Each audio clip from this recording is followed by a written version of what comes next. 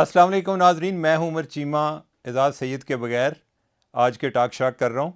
एजाज़ जो हैं वो आपको पता है बड़े मसरूफ़ आदमी हैं और वो कोई ज़ाती मसरूफियात की वजह से आज हमें ज्वाइन नहीं कर पाए, तो मुझे ये अकेले ही ये फ़र्ज़ निभाना पड़ रहा है। तो नाजरीन, आज तीन अहम इशूज़ हैं जिन पर मैं बात करूँगा। एक इमरान खान की एक कोई गुफ्तगू है जो जर्नलिस्टों के साथ उन्होंने की है। तो दूसरा मोहम्मद खान भट्टी के बारे में है कि वो वाकई कोई 2 दिन पहले गिरफ़्तार हुए हैं या कि पहले ही किसी के पास थे, और उनके बारे में क्या नए इंकशाफात आ रहे हैं।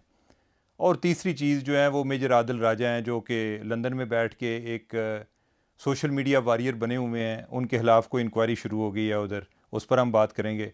तो बात का आगाज़ जनाब इमरान खान साहब से। इमरान खान साहब का आपको आइडिया है कि वो उनमें ये सलाहियत है कि रोज़ाना बाकी सारे प्रोग्राम आपको छोड़ के उन्होंने कोई ना कोई नई बात कर जाते हैं, जिसकी वजह से अगर नई ना भी करें तो पुरानी भी करें तो हमें तवज्जो देनी पड़ती है। आपको पता है कि बड़े लीडर हैं और कोई पता नहीं कि उन्होंने दोबारा आ भी जाएं, अगर ना भी आएँ तो हैं तो पॉपुलर लीडर। तो उन्होंने जो बात की है वो उन्होंने जनरल बाजवा जो है आजकल उनका टारगेट है जब से वो रिटायर हुए हैं। तो उन्होंने कहा है जी कि उनका कोर्ट मार्शल होना चाहिए। अच्छा जी, क्यों कोर्ट मार्शल होना चाहिए? वो ये है जी कि वो कहते हैं कि उन्होंने मेरी पीठ में छुरा घोंपा है। और वो क्या है कि मैं रशिया होकर आया था, और ये बाद में इन्होंने स्टेटमेंट दे दी जी कि रशियन एग्रेशन के ख़िलाफ़ उन्होंने स्टेटमेंट दे दी कि उन्होंने जो एक यूक्रेन पर अटैक किया है वो उनको करना चाहिए था या नहीं करना चाहिए था, उन्होंने कंडेम किया जनरल बाजवा ने। तो मेरे ख्याल है कि कोई ऐसी कोई बुरी बात तो खैर उन्होंने नहीं की थी। अब खान साहब पता नहीं क्या चाहते हैं, लेकिन वो किस तरह उनकी पीठ में ये छुरा गया है। तो लेकिन जो जनरल बाजवा ने ये बात क्यों की, उन्होंने नवंबर 2022 में कोई एक इस्लामाबाद सिक्योरिटी डायलॉग के नाम से एक प्रोग्राम था, और उधर उन्होंने रशियन एग्रेशन को कंडेम किया था। अच्छा, मेरे ज़हन में भी ये सवाल आया था कि जब इस तरह के हाई प्रोफाइल पोजीशन पर लोग कोई इस तरह के बयानात देते हैं कि जिसमें आपके खारजा अमूर भी असरअंदाज हो रहे होते हैं, तो ऐसा क्यों किया गया। और जो मैं वजह जान पाया तब हमने कभी जिक्र नहीं किया, मैं आज फर्स्ट टाइम उसके बारे में बात करना चाह रहा हूँ। तो वो बड़ी हैरान कुन थी। वजह क्या थी कि हमारी जो IMF से किस्त मिलनी थी वो हमें मिल नहीं रही थी, तो हमने अमेरिका को खुश करना था और उसके बदले में हमें वो किस्त मिलनी थी। अब हम अगर एक तरफ तो गैरत की बातें करते हैं और दूसरी तरफ ये है कि एक किस्त हमारी लेट हो जाती है और पाकिस्तान जो है वो दिवालिया होने के करीब पहुंच चुका होता है। तो उन्होंने ज़रा उनको काम डाउन करने के लिए, जो कि खान साहब के रशिया के दौरे की वजह से वाशिंगटन में काफ़ी तहफ़्फ़ुज़ात थे, और जो साइफ़र में बातें आई उसमें भी इस बात का ज़िक्र था जी कि ये इन्होंने अच्छा नहीं किया। तो उन्होंने काम डाउन करने के लिए कि हमें वो काम डाउन हो जाएं, ज़रा खुश हो जाएं, और अमेरिका जो है वो दुनिया का चौधरी है और उसका IMF पर भी वो असरअंदाज होता है, और हमारी इतनी औकात नहीं है कि हम जो IMF के बगैर कुछ देर के लिए भी चल सकें। अनफॉर्चुनेटली पाकिस्तान एक ऐसा मुल्क है कि जिसका रिकॉर्ड है कि सबसे ज़्यादा दफ़ा IMF के पास पाकिस्तान गया है। मेरे ख्याल है कि अभी तक कोई 23 दफ़ा हम चले गए हैं जब से पाकिस्तान बना है। बाकी जो ममालिक हैं, कोई बांग्लादेश है या इंडिया है, वो कोई 9 दफ़ा गया, कोई 12 दफ़ा गया, फिर वो अपने पाँव पर खड़े हो गए। हम जो है यानी कि हमारी गैरत जो है वो तो हिमालय जितनी ऊंची है, लेकिन दूसरी तरफ हमारे मसाइल जो हैं वो बड़े एक बेसिक किस्म के हैं कि हम अपना मुल्क जो है वो एक फ़ॉरेन फंडिंग के बगैर नहीं चला सकते। हमारी जो एक ट्रेड होती है उसमें जो एक बैलेंस ऑफ पेमेंट का क्राइसिस आता है कि डॉलर हमारे हाथ से निकल जाता है या हमें डॉलर चाहिए होता है, तो हम फिर IMF की तरफ भागते हैं। तो वो पैसे लेने के लिए उन्होंने स्टेटमेंट दी। तो मेरे ख्याल है कि पहली बात तो यह है कि कोई स्टेटमेंट ऐसी कोई बुरी नहीं थी, उन्होंने अगर स्टेटमेंट दी है। और दूसरी बात यह है कि उसमें अगर मुल्क की बेहतरी है, अगर कोई बंदा इस पे अपनी गैरत का इशू बनाए, तो या तो फिर ये है ना कि गैरत से अगर हमें डॉलर मिल सकते हैं तो वो तो लेने चाहिए। तो लिहाजा कोई ऐसी मेरा नहीं ख्याल कि कोई अचंभे की बात थी या खान साहब की पीठ में कोई छुरा उन्होंने घोंपा है, कोई ऐसी बात नहीं थी, ठीक किया था उन्होंने। और अगर उसका पस मंज़र यही था कि जो मुझे इतला मिली, जिस तरह मैंने आपसे ज़िक्र किया कि IMF को काम डाउन करने के लिए या अमेरिका को काम डाउन करने के लिए कि हमें किस्त ही आ जाए, तो कोई उसकी एक सेंस बनती है। दूसरा खान साहब जो है उन्होंने ये बात की है, एतराज़ किया है, बल्कि इनके तहफ़्फ़ुज़ात या क्या कह लें, रिमार्क्स कह लें। उन्होंने कहा जी कि मुझे लगता है कि मौजूदा आर्मी चीफ़ जो हैं वो मेरे से नाराज़ हैं। अब ये तो लगता है खान साहब को, मेरे ख्याल है ये पूरी दुनिया को पता है कि खान साहब ने उनको किस तरीके से, जब वो DGIS से ही थे, तो किस तरीके से फ़ारिग किया और क्यों फ़ारिग किया। कि उन्होंने बुशरा बीबी के हवाले से कोई इनको कंप्लेन की थी कि उनको कोई हीरों के सेट आ रहे हैं, तो उन्होंने कहा जी कि आप चूँकि सादक और अमीन हैं और करप्शन के ख़िलाफ़ आपने डंडा भी उठाया हुआ है, दूसरों के पीछे आप भाग रहे हैं, तो मेरा ख्याल है कि आप अपना घर जो है ना उसको ज़रा इन आर्डर रखें ताकि आप पर कोई हरफ ना आए। लेकिन खान साहब जो हैं वो इस बात का बुरा मना गए। तो उनको उस टाइम उन्होंने जनरल बाजवा को कहा जी कि इनको फ़ौरन फ़ारिग करें, और वो बड़ी एक अनसेरेमोनियल किस्म की उनकी रिमूवल थी। जो जनरल आसिम मुनीर हैं उस टाइम DGIS से ही थे, तो इधर से हटा के तो उन्हें कहा गया जी कि आज ही आप उधर गुजरांवाला कमांड जो है, कोर कमांड, वो आप उधर चले जाएँ, उसको संभालें जाकर। तो ऑब्वियसली उनके ज़हन में ये बात तो होगी, लेकिन साथ साथ ये भी है कि खान साहब के साथ कोई भी बंदा बात करे या कोई मिल भी ले, तो बाद में तशरीह तो खान साहब ने करनी होती है कि बात अंदर क्या हुई थी, को दूसरे तो आके इतनी वजाहतें भी नहीं कर सकते। जिस तरह एक दफ़ा जनरल बाजवा ने खान साहब को कहा था कि खान साहब आप जो है ना कोई ये नाम वगैरह रखने छोड़ दें। कोई उन्होंने उस टाइम मौलाना फजल रहमान के पीछे लगे हुए थे, तो उन्होंने कहा कि नाम रखने छोड़ दें, ऐसा ना किया करें। तो खान साहब उस मीटिंग के बाद जब वो कोई जलसे के लिए, ख़िताब के लिए KP में गए, और उन्होंने कहा जी कि जनरल बाजवा ने मुझे कहा है कि मौलाना फजल रहमान को डीज़ल ना कहा करें। तो लिहाजा सब जो हैं वो अपनी अफ़ियत इसमें भी समझते हैं कि इनसे रब्ता जितना कम हो सके, और अगर रब्ता किए बगैर कोई उनका अपनी नौकरी चलती है या काम चलता है तो वो भी ना किया जाए। तो एक और बात जो उन्होंने की है वो ये है जी कि मेरे साथ आजकल खान साहब ने कहा कि कोई राब्ता नहीं है। और नाजरीन, आपको याद होगा हमने कुछ काफ़ी प्रोग्राम पहले एक दफ़ा बात की थी कि खान साहब के साथ जो अभी इस्टेब्लिशमेंट का राब्ता है या PTI के साथ ओवरऑल, वो एक मेजर लेवल तक उन्होंने कर दिया है जी कि ये लेवल है इनका कि इससे ऊपर इनसे राब्ता ना किया जाए। तो खान साहब ने एक तरह से उसकी तस्दीक भी की है जी कि उनके उनके साथ कोई राब्ता नहीं रखा जा रहा। एक जो उन्होंने और हैरानकुन बात की है, अल्लाह जाने अब ये है कि ये मोहम्मद बिन सलमान ही बता सकते हैं। उन्होंने कहा जी कि मोहम्मद बिन सलमान जो हैं वो आज भी मेरे से राब्ते में हैं, और शायद उन्होंने ये वजाहत देने की कोशिश की है कि मेरे बारे में जो ख़बरें आती हैं कि मैंने मोहम्मद बिन सलमान के बारे में कोई गलत रिमार्क्स पास किए, या जो उनकी तरफ से दी गई इतनी कीमती घड़ियाँ मैंने बेच दी, तो वो इस वजह से नाराज़ हैं। तो खान साहब ने वो तासर ज़ाहिर करने की कोशिश की है। अब हो सकता है मोहम्मद बिन सलमान जो हैं वो भी अपनी जगह पे सर पीट रहे हों कि अब मैं इसकी क्या वजाहत करूँ कि मुझे अब कि मैं राब्ते में हूँ या नहीं, और ऐन मुमकिन है कि उनके साथ राब्ता हो भी। तो ये तो होगी खान साहब की बातें। और जो दूसरी चीज़ है वो मोहम्मद खान भट्टी हैं। तो नाजरीन, आपको पता होगा कि हमने जब चौधरी परवेज़ लाई वज़ीर आला बने थे, तो उसके बाद मोहम्मद खान भट्टी को उन्होंने प्रिंसिपल सेक्रेटरी बनाया। तो तब हमने एक दो प्रोग्राम किए थे, जिसमें एक प्रोग्राम है उसका उन्वान ये था कि मोहम्मद खान भट्टी वो तोता है जिसमें चौधरी परवेज़ लाई की जान है। तो वो सिर्फ उनके प्रिंसिपल सेक्रेटरी नहीं हैं, वो पुराने यानी कि उनको सर्विस में लाने वाले, पहले उनको क्लर्क भर्ती करवाया कोई 93-4 में, 1994 में, और बाद में जब चौधरी परवेज़ लाई स्पीकर बने कोई 1997 में, तो उन्हें वो असम्बली में ले गए, और फिर उनकी जो तरक्की इस तरीके से वो तेज़ी से हुई कि कोई जो आज तक किसी कोई जो सिविल सर्विस में कोई CSS के जो टॉपर हैं उनकी भी इस तरह तरक्की नहीं होती जिस तरह मोहम्मद खान भट्टी की उन्होंने प्रमोशन कराते कराते उनको 22वें स्केल तक ले गए। और जब उन्हें अपना प्रिंसिपल सेक्रेटरी लगाया, तो उसके बाद जो DMG के लोग हैं, जिसको डिस्ट्रिक्ट मैनेजमेंट ग्रुप कहते हैं, आजकल उनको पाकिस्तान एडमिनिस्ट्रेटिव सर्विस भी कहते हैं, तो उनके लोगों ने उनके साथ काम करने से भी इनकार कर दिया। तो मोहम्मद खान भट्टी जो हैं वो उनके राज़ो न्याज़ चौधरी परवेज़ लाई के सारे मोहम्मद खान भट्टी के पास हैं। अब वो जब हुकूमत ख़त्म हुई, तो उन पर कोई उधर कराची में केस हो गया। भट्टी साहब जो हैं वो छुप छुपा के कहीं चाह रहे थे कि मैं अदालत में पहुंच के तो कराची में सिंध हाई कोर्ट से एक हिफाजती ज़मानत ले लूं।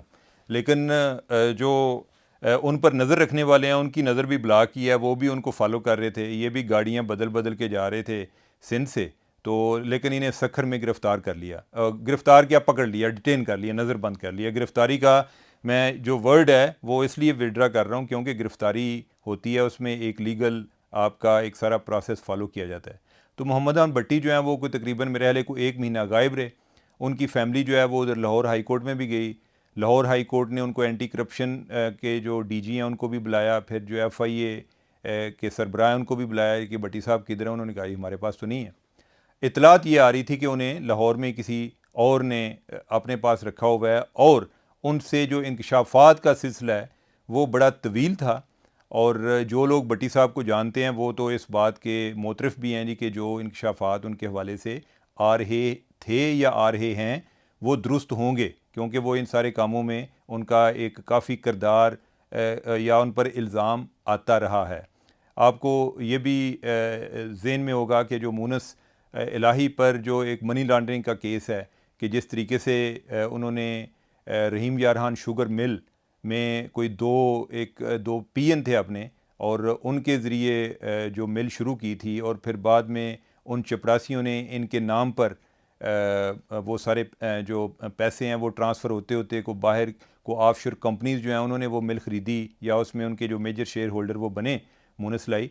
तो वो जो ऑफशोर कंपनीज थी वो मुबैना तौर पे मूनस लाई की थी। तो इस पर केस भी कुछ चलता रहा। कोई दरमियान में लाहौर हाई कोर्ट के जस्टिस असजद गुराल साहब हैं, जिनका तल्लक गुजरात से है, और उनके जो भाई हैं वो भी काफ लीग में हैं। तो उन्होंने उधर से उन्हें मूनस लाई को रिलीफ मिला, कोई जो FIA उनके खिलाफ इन्वेस्टिगेशन कर रही थी, रिलीफ मिला कि कोई इन्वेस्टिगेशन इनकी बंद की जाए, कोई इस तरह का मामला था। तो अब ये है कि जो एक नई खबर आई है वो ये आई है कि मैं पहले उसका जिक्र करूंगा। आज के जो इनके नया दौर में एक ख़बर आई है और बड़ी धमाका है इस खबर है, और उसके बाद जो मेरे पास मालूमात है मैं वो भी शेयर करूंगा। तो उसमें ये जिक्र है जी कि जो मोहम्मद खान भट्टी हैं वो चौधरी परवेज़ लाई और चौधरी मूनस लाई के ख़िलाफ़ वादा माफ़ गवाह बनने के लिए तैयार हैं। उन्होंने अपनी कोई जो एक इतराफ़ी बयानात पर मबनी उनकी वीडियो और ऑडियो जो है वो भी रिकॉर्डिंग हुई हुई है। उसमें कोई एक ज़िक्र है किसी जज साहब का कि जिनको को पैसे वगैरह मुबैना तौर पे दिए गए, और वो जो भट्टी साहब हैं वो इस अमल में इन्वॉल्व थे, और जो जो जज साहब हैं उनके बेटे के ज़रिए वो पैसे लिए गए, और वो जो बेटे हैं उनके हवाले से कोई ऑडियो जो है वो भी मौजूद है। अब देखें को मामला बड़ा संजीदा होता जा रहा है। तो एक तो ये चीज़ आई। अब इसके साथ जो एक दो और चीज़ें हैं जिससे ये उन पर जो इल्ज़ामात की बुछाड़ हो रही है वो प्लाजिबल लगती है। वो ये है कि अभी जो DG एंटी करप्शन है ये हैं सुहेल ज़फ़र चट्ठा। सुहेल ज़फ़र चट्ठा साहब से पहले जो DG थे उन्होंने भी उनके टाइम पर भी कोई 2 FIRs जो हैं वो हुई थी, और जिसमें एक FIR जो है वो एक नायब कासद या चपड़ासी के ख़िलाफ़ थी। जो चपड़ासी है वो मोहम्मद खान भट्टी के अपने गांव से, और वो है भी भट्टी।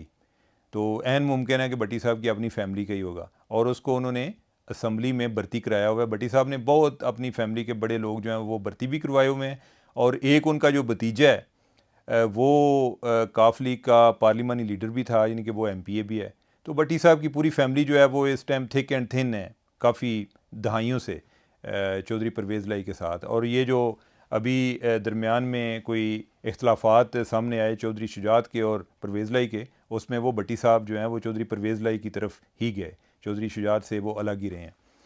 तो वो जो मैं ज़िक्र कर रहा था कि नायब कासिद का, वो नायब कासिद जो हैं उस पर इल्ज़ाम ये है कि उसके अकाउंट में करोड़ों रुपए उसके अकाउंट में ट्रांसफ़र होते रहे हैं। अब ये है कि नायब कासिद की तनख्वाह कितनी को होगी, ज़्यादा भी आप तुक्का लगा लें तो असम्बली को भी साथ डाल लें जी कि असम्बली में आमतौर पे तनख्वाहें जो उधर के मुलाजमीन हैं उनकी ज़्यादा होती हैं।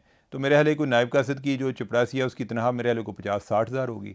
अब अगर उसके अकाउंट में करोड़ों रुपए जा रहे हैं तो इसका मतलब है कि वो अकाउंट इस्तेमाल हो रहा है किसी और की ट्रांजैक्शन के लिए, किसी और के पास पैसे जो आ रहे हैं जो कि अनएक्सप्लेन्ड हैं, वो एक PN के अकाउंट में जा रहे हैं।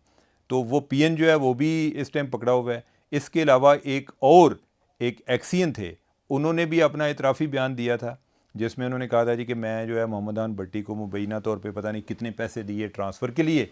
इसके अलावा उन्होंने को मज़ीद और लोगों का जिक्र किया कि जो इसी तरीके से पैसे दे के तो उनकी ट्रांसफ़र पोस्टिंग होती रही हैं, और जो आगे जो कंट्रैक्ट्स भी मिलते रहे हैं, आगे जो ठेकेदारों को ठेके मिलते रहे हैं मुख्तलिफ़ जगहों पे सड़कें बनाने के हवाले से, तो वो भी यानी कि उधर भी कोई एक किक बैक्स का अमल दखल है को मुबैना तौर पे।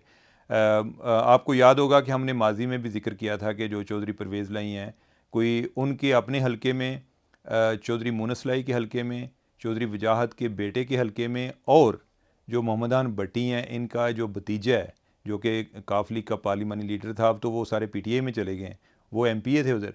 इन चार के हलके में कुछ 100 अरब से ज़्यादा के कोई डेवलपमेंट फ़ंड गए जब चौधरी परवेज़ लाई वज़ीर आला बने थे, जो कि ख़ुद बड़ा स्कैंडलस था और उस पर भी कोई तहकीकात जारी हैं।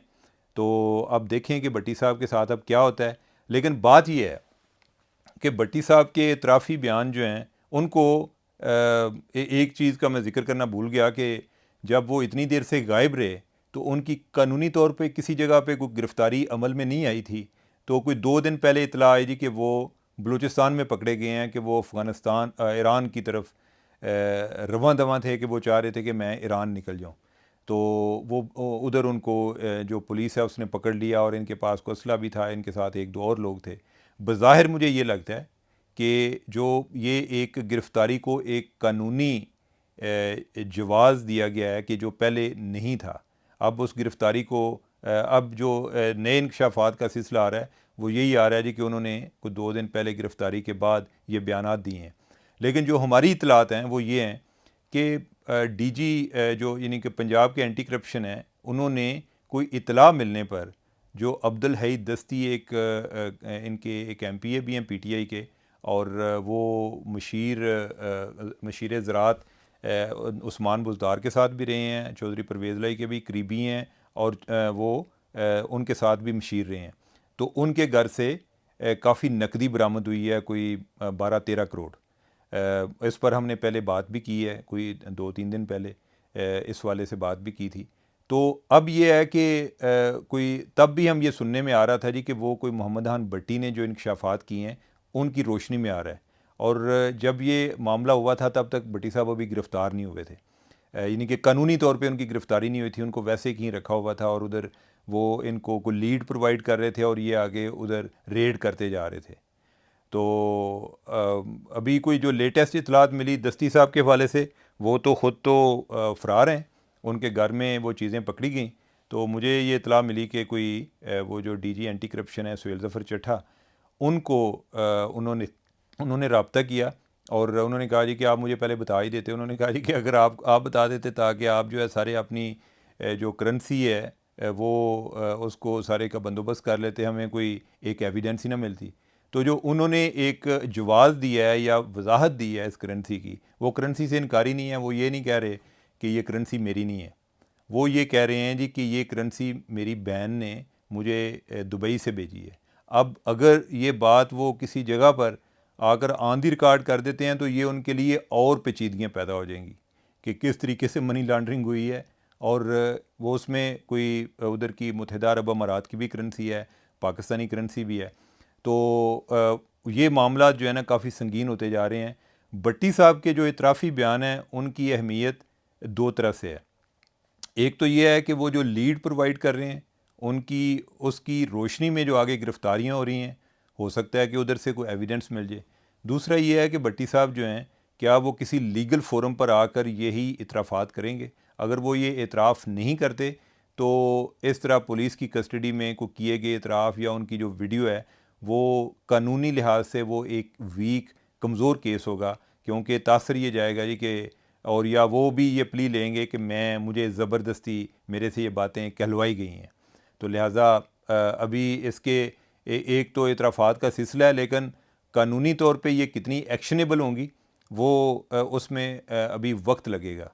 वो उसको उस अंदाज़ में जो इन्वेस्टिगेटर्स हैं वो किस अंदाज़ में लाते हैं, ये भी चीज़ जो है वो देखने में आएगी। बल्कि इसके ऑन अ साइड नोट ये भी सुनने में आया जी कि कोई बंदा है जो कि सुहेल ज़फ़र चट्ठा बन के तो दस्ती साहब से भी रब्ता किया जी कि मेरे साथ डील कर लें, और उसने बाद में कोई लाहौर के कोई कमिश्नर थे उनसे भी रब्ता किया, उन्होंने कहा जी मेरे साथ डील कर लें। तो वो कमिश्नर जो थे वो उन्होंने कोई चट्ठा साहब के साथ सर्व किया हुआ था पहले, उनको पता था कि यार अगर कोई मसला होता है जो मेरे साथ खुद बात कर लेता। तो उन्होंने जब पूछा कि भाई मुझे इस तरह की कॉल आई है, तो वो इससे चट्टा साहब जो हैं वो भी परेशान हुए कि ये क्या मामला है कि कौन बंदा मेरा जाली नाम इस्तेमाल कर रहा है। और दस्ती साहब जो हैं वो भी कोई इस तरह के दावेदार थे जी कि मुझे भी किसी ने सुहेल चट्टा बन के कॉल की है।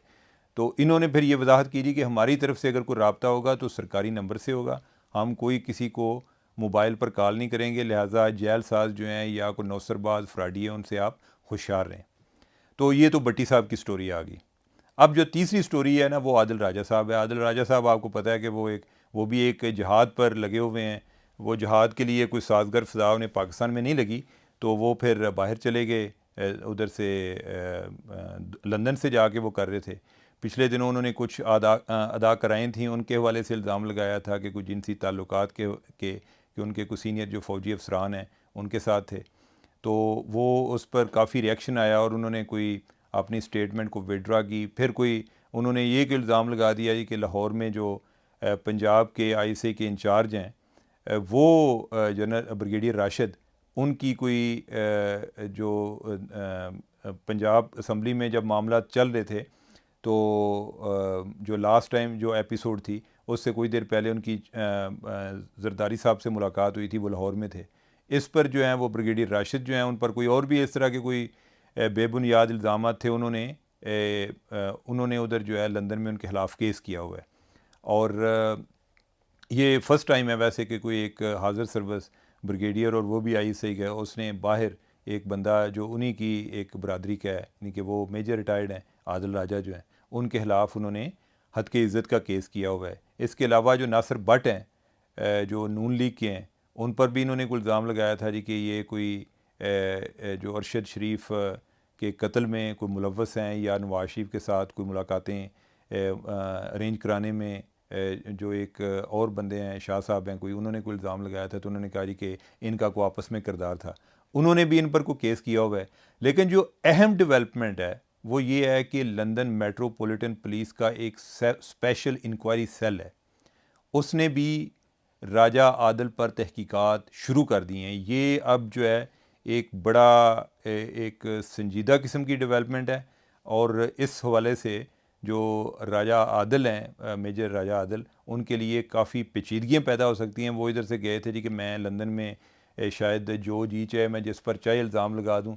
अगर आप सिर्फ यही बात करेंगे जी कि मेरे एक इंतहाई एक अहम ज़राए से पता चला है, तो वो ज़राए की ज़िम्मेदारी फिर जो है वो राजा आदिल साहब पर ही है।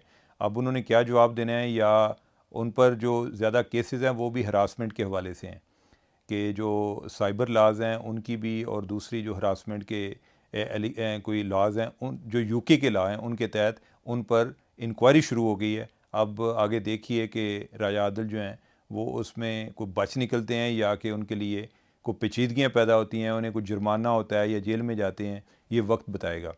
तो नाजरीन, ये तीन अहम डेवलपमेंट्स थी जिस पर मैंने आपसे बात करने का तहैया किया कि, और मैं अल्हम्दुलिल्लाह कामयाब हो गया हूँ। तो इंशाल्लाह कोई आगे कोई अगर वक्त मिला तो ये जो इलेक्शंस की डेट का तो ऐलान हो गया है, तो आगे क्या होने जा रहा है, कब होंगे, कब नहीं होंगे, कैसे होंगे, ये इस पर हम को बाद में बात करेंगे। तो मेरा ख्याल है कि आज के लिए इतना काफ़ी है। अपना को फ़ीडबैक को ज़रूर दीजिएगा, और उसके अलावा कोई ख़बर हो, कोई लीड हो, हमें कोई आपके पास इंफॉर्मेशन हो, वो आपने हमारे साथ शेयर करनी है तो वो ज़रूर शेयर करें। हमारा एक ईमेल एड्रेस है talkshock777@gmail.com, talkshock777@gmail.com। तो मुझे इजाज़त दीजिएगा। खुदा हाफिज़।